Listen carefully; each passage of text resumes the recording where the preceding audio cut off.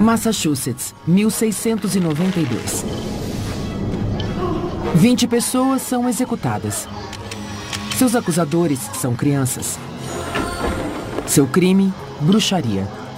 300 anos depois, este continua sendo um dos segredos mais sombrios da história norte-americana. Foi a gênese da caça às bruxas de Salem.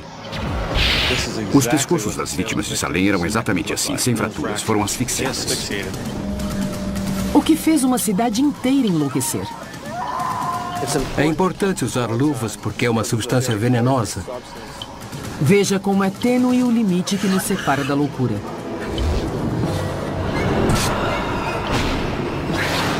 É assustador. Descubra a verdade por trás do terror. São 300 anos de acobertamento político.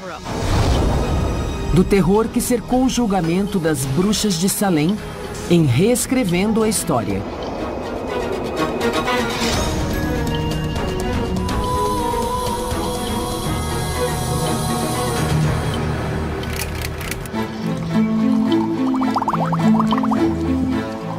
Num laboratório na Carolina do Norte, um farmacologista está tentando resolver um mistério enterrado no passado. Ele está atrás de um vilão que pode ter sido responsável por um ano inteiro de reinado do terror. O julgamento das bruxas de Salem. No inverno de 1692, algumas adolescentes de Massachusetts começaram a agir estranhamente. Tinham convulsões e afirmavam ter visões assustadoras. Interrogadas, as meninas afirmaram estar enfeitiçadas e começaram a dar os nomes de quem as teria enfeitiçado. Semanas depois, 3 suspeitos de bruxaria estavam presos. Antes do final do ano, 150 pessoas haviam sido acusadas. 3 morreram na prisão e 20 foram executadas. O epicentro dessa histeria foi uma cidadezinha 8 quilômetros ao norte de Salem. Uma cidade hoje chamada Danvers. Na época era conhecida como Vila de Salem. Resta apenas uma casa ligada diretamente àqueles julgamentos. Aqui atrás fica a propriedade de Rebecca Nurse, construída no século XVII e lar de uma das acusadas de feitiçaria.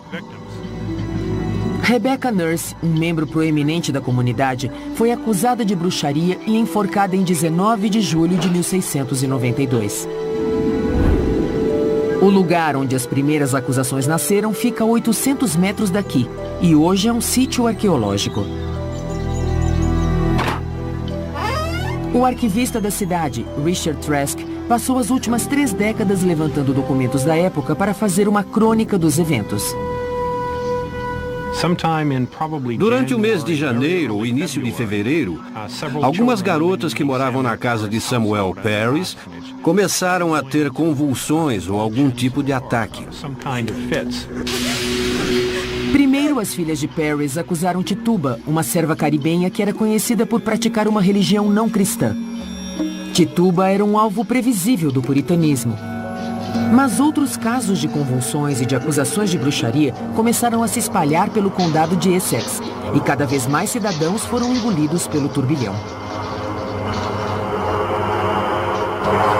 Até um reverendo, George Burroughs, um homem de Deus, foi acusado de consórcio com o demônio. O governador do estado de Massachusetts não interferiu enquanto as sentenças se sucediam. O sistema legal vigente na época falhou.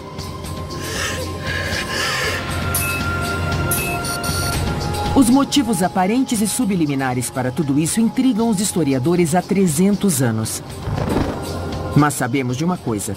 Os julgamentos de Salem estão entre os mais chocantes erros da justiça de toda a história norte-americana. Sem provas, sem lei, sem justiça. Os acusadores apresentavam provas que só eles ou elas podiam ver. As aparições ou espectros das bruxas os machucavam e de repente as meninas começavam a morder os lábios até sangrarem e dizer, não me machuque. O sinal claro de que alguém era bruxo era ver uma aparição dessa pessoa mandando assinar um livro, o livro do demônio. Por que acreditariam nessa evidência? Se não foi culpa do demônio, Então, o que explicaria aquela sequência bizarra de eventos? Será que algum tipo de substância tóxica causou aquela histeria em massa? Ou será que os julgamentos foram apenas fruto da política puritana? Será que o que aconteceu em 1692 pode acontecer de novo, numa época supostamente mais esclarecida? Agora, a equipe de peritos de Reescrevendo a História vai tentar contar a verdadeira história dos julgamentos das bruxas de Salem. O historiador de Salem e arquivista Richard Trask. O farmacologista Nicholas Cozy. O médico legista David Posey. A historiadora Mary Beth Norton. E para trazer o espírito de Salem até o século XXI, através de uma experiência dramática de hipnose de massa, teremos o hipnotizador John Pullen.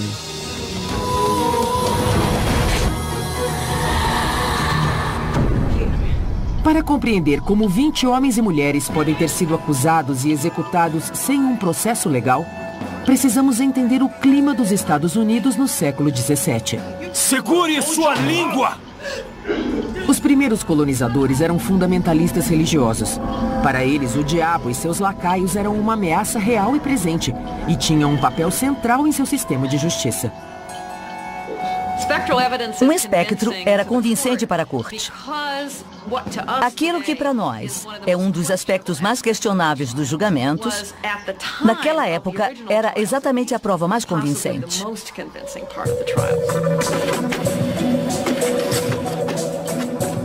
Mary Beth Norton, professora de História da Universidade de Cornell, estudou milhares de documentos da época dos julgamentos. Neles, ela encontrou repetidas referências a uma coisa que ninguém tinha notado. O que eu descobri foi que os habitantes da Nova Inglaterra morriam de medo dos índios.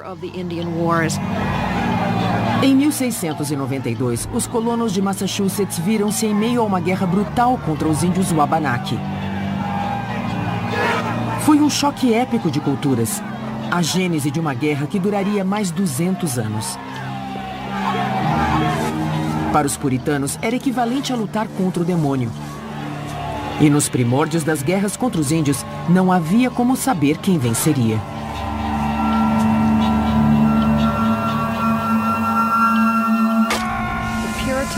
Os puritanos acreditavam que os índios eram adoradores do demônio. Achavam que antes de sua chegada, a América era um território do diabo.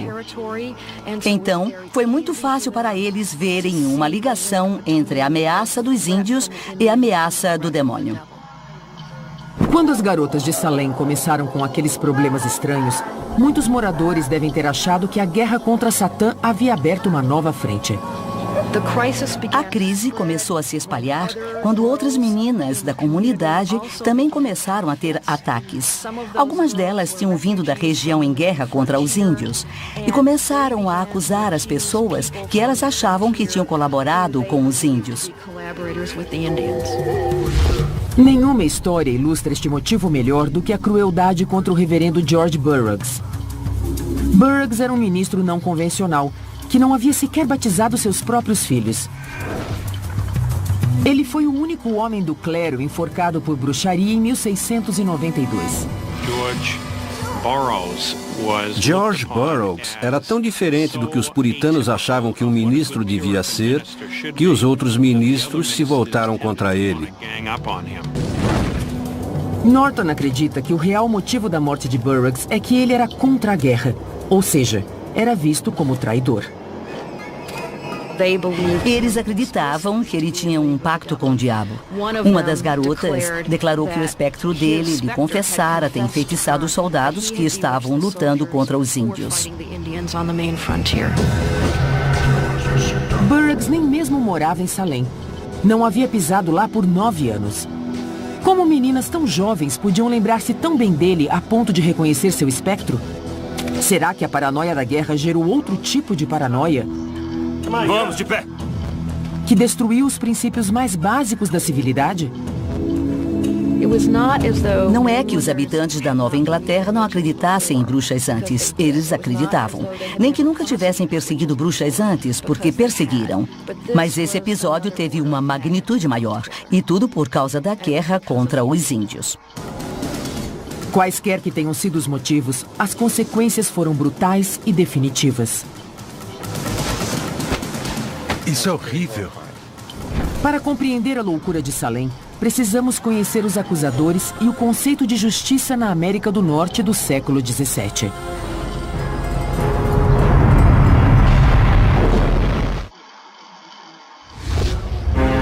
Os julgamentos de Salem transformaram-se numa metáfora de histeria, intolerância, insanidade.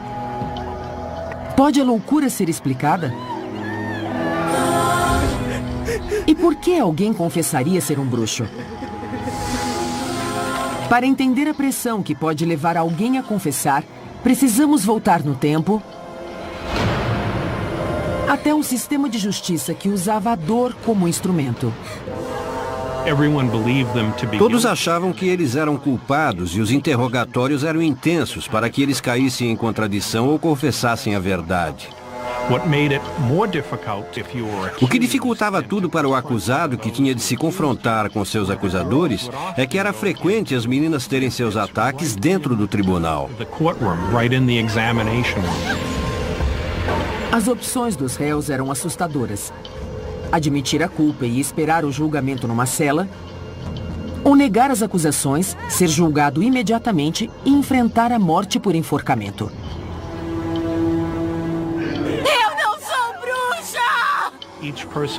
A pessoa tinha de subir na escada, era amarrada e a escada era puxada. Depois vinha a próxima. Mas ser enforcado em Salem não era o que conhecemos hoje, quando o pescoço é quebrado. Não significava quebrar o pescoço, mas ser estrangulado até a morte. Reescrevendo a história, pediu ao especialista em traumatismos, Dr. David Posey, para avaliar a diferença entre as execuções de Salem e os enforcamentos modernos que acontecem assim. Vai, pode soltar. Dá para ver a lesão no pescoço. Deve ser uma morte relativamente rápida, porque o pescoço é quebrado. Os supostos bruxos de Salem tiveram um final bem mais doloroso. Estas são radiografias de duas vítimas diferentes. A da esquerda foi morta pelo método moderno de enforcamento. A da direita é uma vítima de suicídio. Na radiografia da esquerda, existe uma clara separação das vértebras, o que indica que o pescoço quebrou. A fratura é na C2, C3, e é claro, isso causaria morte instantânea. Isso é horrível. É horrível, mas é uma morte mais humana e mais rápida do que das vítimas de Salem. Já o raio-x da direita, ou do suicida, nos mostra como os bruxos de Salem devem ter morrido. A cabeça se inclina para trás e as vértebras do pescoço se expandem. Mas os ossos ainda ficam intactos e a morte é muito demorada. Quando a pessoa perde a consciência, quando se enforca, o pescoço vira para trás. Dá para ver as dobras aqui, mas o importante aqui é o fato de que o indivíduo foi asfixiado, estrangulado. As vítimas dos julgamentos de bruxaria de 1692 tiveram morte muito dolorosa. Demorava de 2 a 3 minutos para que perdessem a consciência. Mas ser estrangulado lentamente era uma morte boa demais para um feiticeiro. Os tormentos por que passaram explicam por que algumas pessoas confessaram ser bruxas. Giles Corey, de 80 anos, se recusou a confessar. Para forçá-lo, a corte utilizou um método bárbaro de coerção: o esmagamento.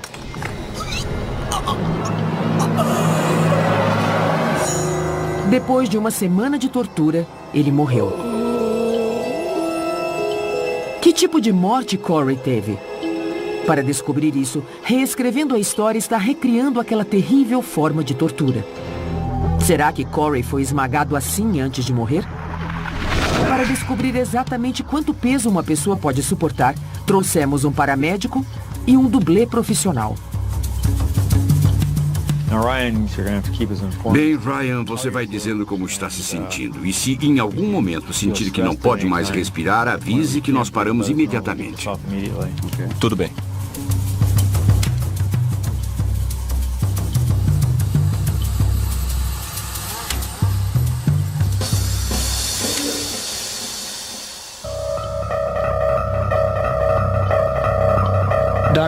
Doutor, se ele ficou assim por muito tempo, uma hora, por exemplo, o ácido lático não se acumulou na corrente sanguínea? Acho que sim, porque ele estava lutando contra o peso e deve ter começado a ficar acidótico. Ou seja, a química do corpo dele deve ter mudado e ele deve ter entrado em choque. Certo. Vamos tentar mais 10.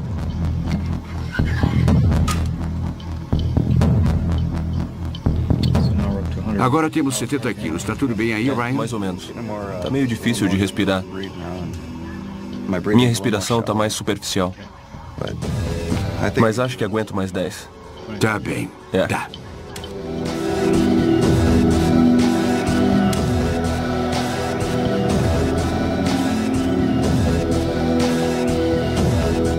Me diga como está agora.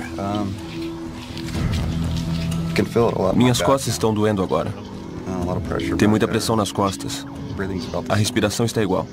Meus braços estão formigando. E como estão os seus dedos? Formigando. Formigando. Porque com todo este peso, a circulação para as extremidades deve estar interrompida. É por isso. O pulso está em 152, está ficando muito fraco, mal dá para sentir. Acho que está na hora de parar. Vamos tirar. Hoje, bastaram 80 quilos para causar graves problemas respiratórios. Imagine essa tortura se estendendo por dias a fio. Isso dá uma boa ideia do que ele passou. Que maneira horrível de morrer. Ainda assim, Giles Corey não confessou. Ele só disse 2 palavras. Mais peso! Mais peso. O que terá levado a corte a recorrer a uma prática tão bárbara?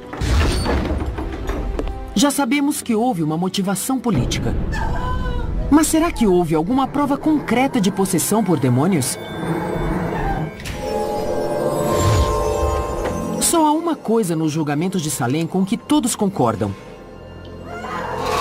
A histeria começou com as convulsões de um punhado de adolescentes. Foram esses sintomas físicos que justificaram os fatos terríveis que se sucederam.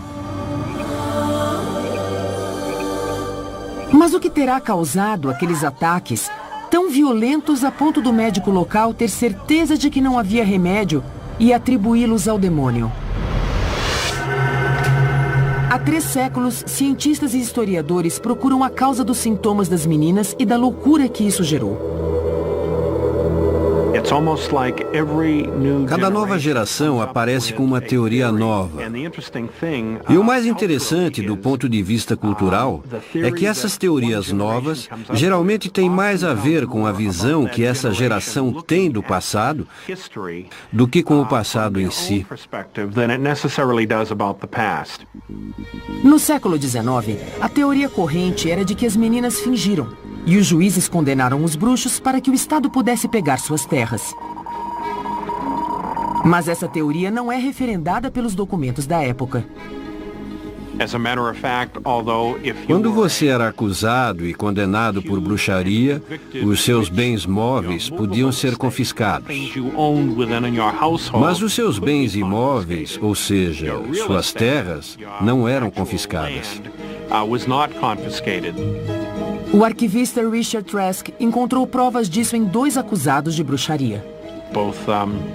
Tanto Giles Corey quanto John Proctor, enquanto estavam presos, escreveram testamentos nos quais deixavam suas terras a seus filhos. E depois que eles morreram, as crianças as herdaram. Outra teoria especula que as garotas de Salem, confinadas em casas escuras durante o inverno, podem ter ficado histéricas devido a um desequilíbrio químico causado pela falta de sol. Nossa, dá 15 centésimos de candela aqui. É pouco. Mas não havia nada de diferente nas casas e no clima de Salem. Se a falta de luz solar fosse a causa, todos os habitantes da Nova Inglaterra ficariam histéricos no inverno. Mas existe outra possibilidade. Alguma coisa oculta nos alimentos.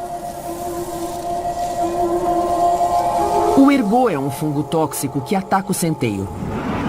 Ele contém substâncias semelhantes ao LSD. É uma toxina que causa formigamento nos dedos, alucinações e convulsões, sintomas semelhantes aos das garotas de Salem. Os alcaloides do ergot interagem com os neurotransmissores e receptores cerebrais. Isso pode levar a alterações de percepção, de processamento e de comportamento. Será que as meninas foram dominadas por Satã ou envenenadas por substâncias tóxicas? Para descobrir, reescrevendo a história, procurou o farmacologista Dr. Nicholas Cousy. O centeio era cultivado em Salem, mas o fungo do ergot precisa de certas condições para crescer. O ergot prefere os verões úmidos, seguidos de invernos frios, e isso parece também favorecer a disseminação do fungo no ano seguinte. Essas condições estavam presentes em Salem em janeiro e fevereiro de 1692. Exatamente quando as garotas começaram a agir estranhamente. Mas há um problema com a teoria do centeio. Como as toxinas sobreviveram ao calor dos fornos? Sabemos que esses alcaloides são muito sensíveis ao calor, então a pergunta é, se o pão de centeio vai ao forno, o calor não tornaria os alcaloides inativos? O ergot apareceu como culpado pela primeira vez há 30 anos. Mas até hoje ninguém testou essa teoria. O Dr. Cousy vai fazer isso.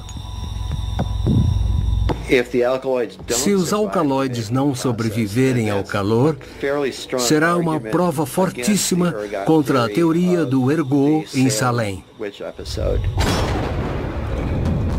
O Dr. Cousy vai testar 2 amostras de pão de centeio, uma contaminada pelo ergot e a outra não.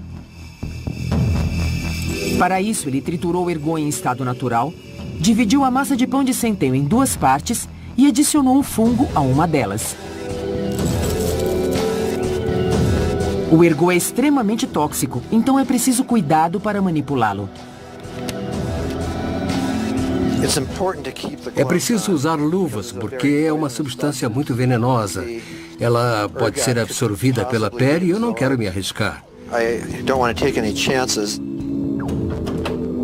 O Dr. Cousy assa as 2 amostras a 200 graus, a mesma temperatura usada na época para assar pães. Este é o pão de centeio normal. E este foi contaminado com o ergot. O pão deve estar o mais seco possível para extrairmos os alcaloides. Depois que as amostras secam, o Dr. Cousy adiciona um solvente para extrair os alcaloides venenosos.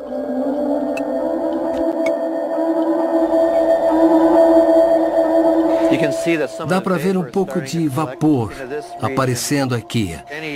Qualquer substância que extrairmos ficará acumulada nesse frasco redondo. 2 dias depois, chegamos ao estágio final da nossa experiência. Em cada extrato, ele adiciona uma substância que vai ficar azul se houver alcaloides presentes. A reação ao ergot puro é assim. Mas e se o ergot estiver misturado no pão? Não está tão escuro quanto a ergotamina pura, mas a cor está meio azulada, roxeada, o que mostra que pelo menos alguns alcaloides sobreviveram ao calor. Para confirmar se há toxinas presentes, ele faz um teste a mais. Qualquer alcaloide suspeito vai brilhar quando exposto à luz ultravioleta. Se o fungo tiver sido destruído, não veremos nada com esta lâmpada. Olha lá, Deu certo. está brilhando, ainda está aqui. Isso mostra que o pão contaminado ainda contém alcaloides de ergot. Embora o calor possa destruí-los, alguns sobreviveram.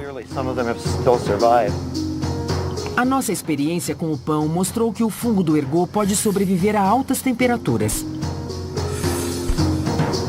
Mas será que o que aconteceu em Salem há 300 anos foi envenenamento? O ergot causa vasoconstrição, interrompendo a circulação das extremidades. Isso causa formigamento nos dedos dos pés e das mãos. Com o tempo, pode até causar gangrena. Se uma pessoa ingere muito ergot, os tecidos vão ficando pretos. E se você bater os dedos em alguma coisa, eles caem. Embora muitos dos sintomas descritos pelas garotas sejam semelhantes aos do envenenamento por ergot, não houve nenhum caso de gangrena.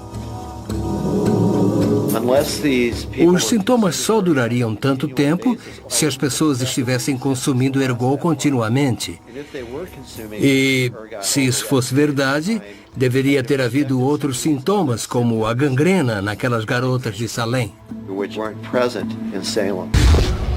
Tentar jogar a culpa do episódio de Salem num fator biológico não funciona. Nossa investigação mostrou que algumas garotas podem ter sido envenenadas por ergot no começo.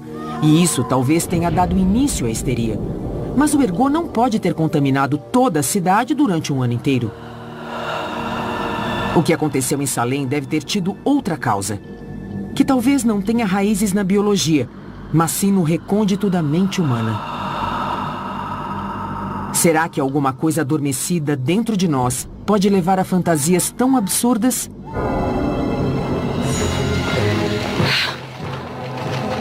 Se formos devidamente estimulados, somos capazes de criar nossas próprias fantasias?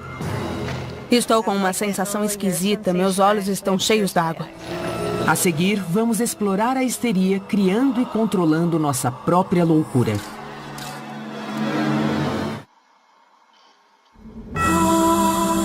No inverno de 1692, a comunidade puritana de Salem explodiu quando um punhado de adolescentes sucumbiu a um mal desconhecido.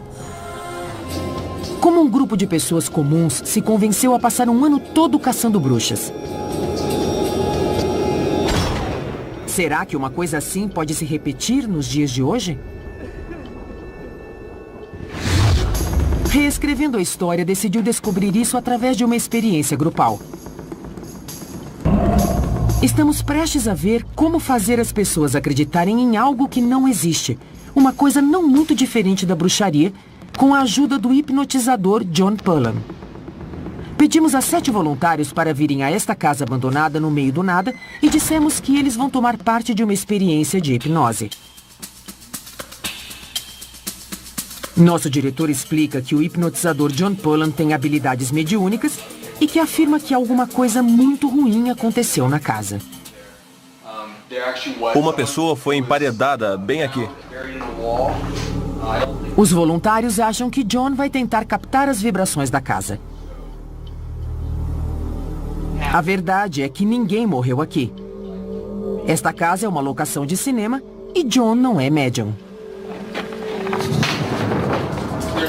Tem uma câmera ali, tem outra câmera ali e outra aqui, tá bom? John começa a experiência com os procedimentos de rotina. Mais uma vez, respirem bem fundo, mantenham os olhos fechados e deixem a respiração fluir.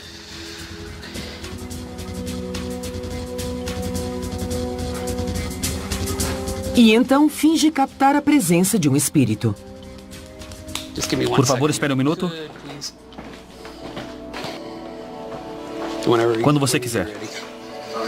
Atenção, rodando. Tá, me dá mais uns 30 segundos e a gente começa. Essa técnica é conhecida como o poder da sugestão.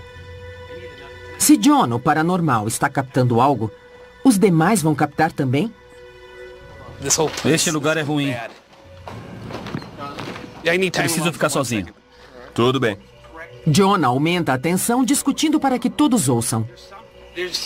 Olha, eu sei que alguém foi morto aqui. Não tente me enrolar. Me dá um minuto, droga.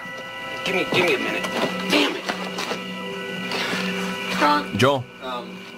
Me dá um minuto.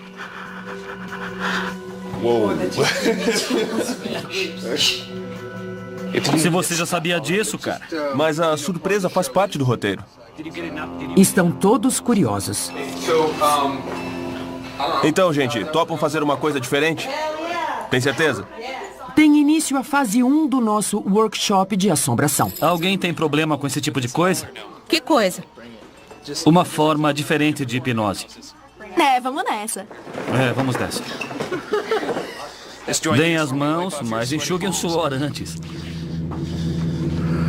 Prontos? Agora é hora de John conjurar um fantasma. Eu escrevi uma coisa, mostrei pra câmera e vou jogar aqui no meio. Manifeste esse espírito. Qualquer coisa que sentirem, me avisem. Qualquer coisa. Me avisem quando sentirem alguma coisa. Qualquer sensação da cabeça até os dedos dos pés. Agora soltem as mãos e abram os olhos. Abram os olhos. Sentiram alguma coisa? Calor, frio? Não. Mas foi como se meu braço esquerdo, meu cotovelo, estivesse coçando. Coçando? Isso pode parecer mágica, mas sem que os outros voluntários saibam, esta moça faz parte da nossa equipe. É verdade. Cotovelo esquerdo. Deixa eu ver. Ele disse cotovelo esquerdo. Então acho que este lugar é o centro de energia da casa. A isca foi lançada.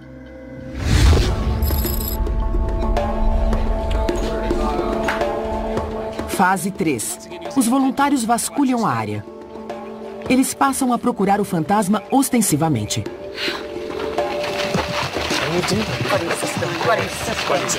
Andem sempre aos pares. Nossa, cara, isso é muito assustador. John finge captar sinais fortes com seu pêndulo neste local isolado. Vamos parar aqui.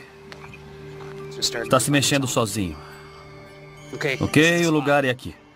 É aqui. E aqui, reescrevendo a história, para de induzir os voluntários. Agora vamos simplesmente monitorar o que 6 mentes férteis podem criar sozinhas. Se algum de vocês ficar desconfortável e quiser parar... 1 a 1, eles vão ao local indicado. Nós temos certeza de que ali não há nenhuma energia psíquica. Nada, Andy. Não captei nada. Nada estranho? Não.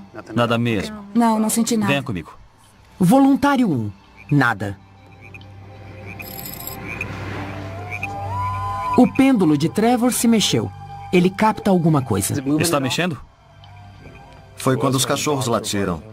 Mexeu quando os cachorros latiram e parou. Quando os latidos paravam, o pêndulo parava.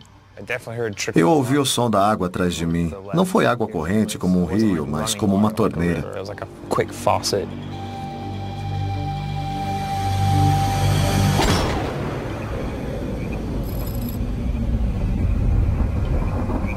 Como Trevor, Bronwyn também capta alguma coisa à sua esquerda. Eu estava sentada e senti uma pontada fria nas costas. Eu tentei ignorar, eu não tinha certeza do que era. Então, de repente, eu senti que eu devia olhar para lá. E eu pensei ter ouvido vozes, como 2 crianças no mato. O quê? E eu vi uma luz. Você não disse isso antes. Poxa, valeu, cara. Cada membro do grupo alimenta a fantasia do outro. Ou o espírito ficou mais forte, ou Bob está sucumbindo ao poder da sugestão. Sentiu alguma coisa?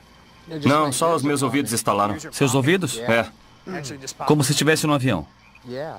Aconteceu algumas vezes, não apenas uma. O pêndulo começou a oscilar de um lado para o outro e depois em círculo, e aí meus ouvidos começaram a estalar. Foram umas 4 ou 5 vezes. Sim, é pra frente e pra trás. Não, é direita e esquerda. Você é mulher? Você é mulher? Você é mulher? Você é mulher? Eu tô me sentindo esquisita, meus olhos estão cheios d'água. John bota mais lenha na fogueira. Quer parar? Não, eu tô bem. Foi o espírito da casa que te machucou? Foi o espírito que está naquela casa que feriu você? Isso foi um sim. Vamos voltar. Ai, que esquisito. É outro espírito. Pegue seu lanterna. Que loucura! A gente perguntou, foi aquele espírito que está na casa? Foi ele que machucou você? E começou a balançar para frente e para trás. Foi um sim. E de repente uma sensação tomou conta de mim. Meus olhos se encheram de lágrimas e aí a gente parou. Mas foi real. Deve ter sido incrível. Eu queria sentir uma coisa assim. Nosso último voluntário está pronto para sua experiência espiritual. Alguma sensação, algum movimento? Não. Não se mexeu? Nenhuma sensação, nada? Mas ele parece se sentir culpado por não ter captado nada. Eu não senti nada e o pêndulo não se mexeu. Você não viu nem sentiu nada? Nada. Por favor, levante a mão quem sentiu alguma energia boa ou ruim. Ou a presença de algum espírito aqui neste exato local. Alguém sentiu? Eu senti. São 3. Quem sentiu alguma coisa naquele lugar lá fora? Eu senti uma coisa. Os 6 voluntários acreditam piamente na presença de um espírito, até mesmo quem não captou nada. Tem alguma coisa estranha neste lugar. Em apenas 5 horas, criamos um grupo de pessoas que acredita estar na presença de um espírito. Será que foi o mesmo processo que levou os moradores de Salem a acreditarem em bruxaria?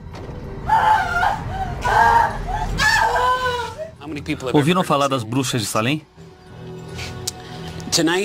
Hoje fizemos um teste com vocês. Me desculpem, eu sou John Pullum, um hipnotizador. Eu não vejo gente morta e nem falo com espíritos. Isso é cenário de um filme. Ah, meu Deus!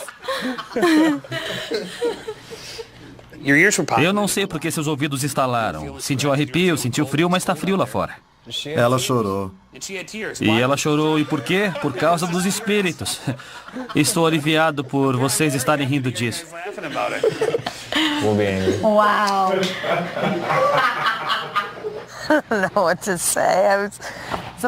Eu não sei o que dizer.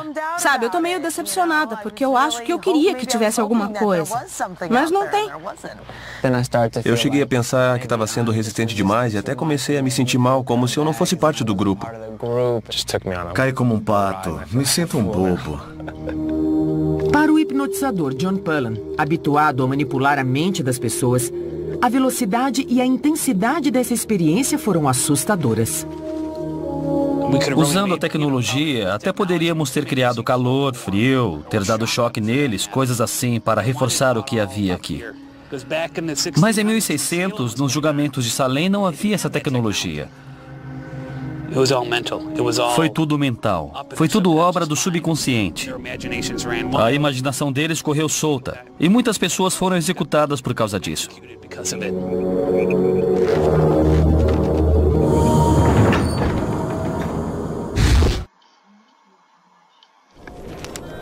Será que aquelas garotas foram manipuladas por seus interrogadores?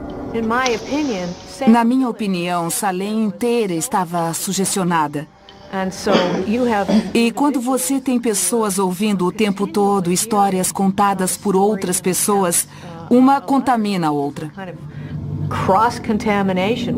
Psicóloga especializada em comportamento, a doutora Elizabeth Loftus acredita que os interrogadores podem ter implantado falsas memórias nas meninas atormentadas. Então, reescrevendo a história, resolveu fazer uma experiência.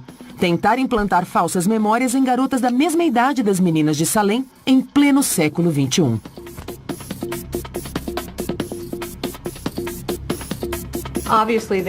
É claro que não havia fotomontagem em Salem, mas certamente havia outras maneiras de sugestionar pessoas. As garotas foram expostas a essas outras formas de sugestão, e isso pode ter contaminado ou distorcido a memória delas. Primeiro coletamos fotografias das famílias de várias garotas. Depois, nosso artista gráfico, Patrick Martin, alterou as fotos numa tentativa de manipular o passado. Neste caso, as crianças estão no Monte Rushmore, mas nunca estiveram lá fisicamente. Queremos ver se as convencemos de que elas estiveram lá. Então, nós as cortamos e inserimos outro fundo com o Monte Rushmore. Talvez eu tenha ido lá, eu não lembro direito. Aqui colocamos um professor imaginário em meio às crianças numa festa de aniversário. Era um aniversário? Era a festa de aniversário da Ella. E quantos anos ela fez? Você se lembra? Ela tinha 5, mas estava fazendo 6. Não é legal ver todos os seus amigos e também o seu professor? Quando mostravam resistência, as meninas eram conduzidas gentilmente a um passado fictício. O que você acha do Monte Rushmore? Ele é super legal e simboliza o nosso país e os nossos grandes líderes. Então, provavelmente, esta foto foi tirada nas férias, certo? Uma semana depois, chegou a hora de ver se as falsas memórias tinham criado raízes. Spice ainda não parece à vontade com aquele professor na festa de aniversário. E ele levou um presente pra ela? Eu não lembro. Foi um livro de matemática? Ou um presente legal? Com certeza foi legal. Legal, pelo menos isso, já que ele não estava fantasiado, pelo menos ele trouxe um presente. Mas é óbvio que ela não está totalmente convencida da versão que nós criamos. Eu não me lembro de ter ido ao Monte Rushmore, mas eu devo ter ido porque tem uma fotografia. Agora, Alyssa acredita que esteve no Monte Rushmore. Ela disse, acho que fui porque tem uma foto minha lá. Então ela está realmente acreditando que isso aconteceu. Esta falsa memória implantada pegou. E agora, a mente de Alyssa vai além. Você foi de avião a Dakota do Sul? Depois de esquiar em Utah.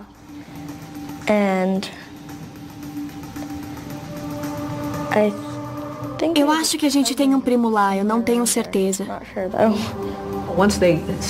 Uma vez que a falsa memória se instala, eles começam a adicionar detalhes e enriquecer a memória com muito mais detalhes do que nós usamos para implantar a falsa memória neles. Este teste inofensivo mostra o que poderia acontecer se uma pessoa inescrupulosa tentasse criar memórias nas mentes das crianças. Salem era parte da comarca de Massachusetts, mas os acusados não foram levados ao tribunal para um julgamento justo. Nós sabemos que tipo de julgamento eles tiveram. O que aconteceu? O que aconteceu foi que a fofoca puritana correu solta. E quem conta um conto, aumenta um ponto. Os boatos ganhavam cada vez mais detalhes. Qualquer coisa podia ser indício de bruxaria. O mais estranho sobre os julgamentos de Salem foi que o governador Sir William Phips não interferiu para fazer valer a lei inglesa.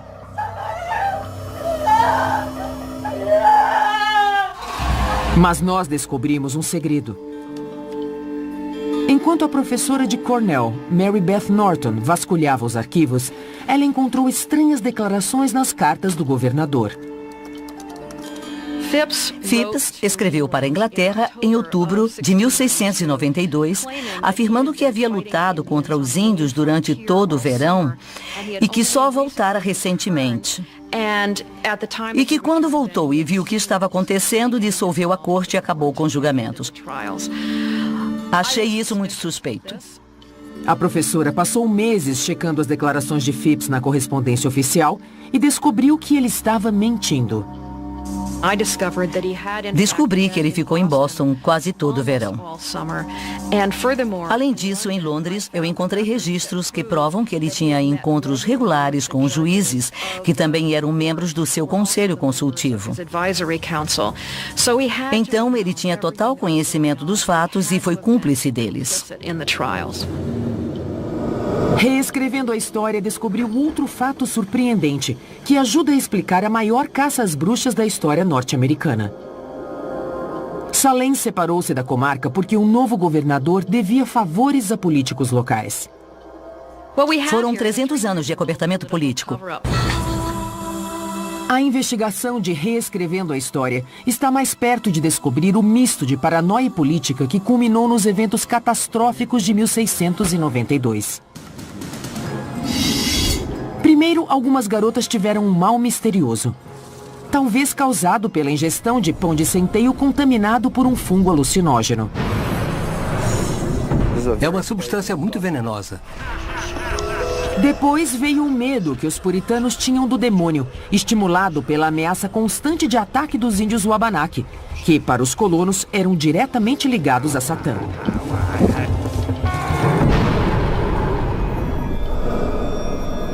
Também vimos como teria sido fácil aqueles aldeões serem vítimas de uma histeria em massa e verem bruxas em todos os lugares. Tem alguma coisa muito esquisita neste lugar. Os magistrados distorceram os testemunhos das garotas para adequá-los a seus interesses. E o governador, por interesses políticos, fechou os olhos e permitiu aquele banho de sangue. O jogo político resultou na prisão de 150 pessoas e 23 homens e mulheres pagaram com a própria vida. Os que foram executados preferiram a morte à confissão de uma mentira. Hoje, réus e acusadores estão mortos. Tudo o que resta é sua memória e a pergunta desconcertante: será que isso pode se repetir aqui e agora?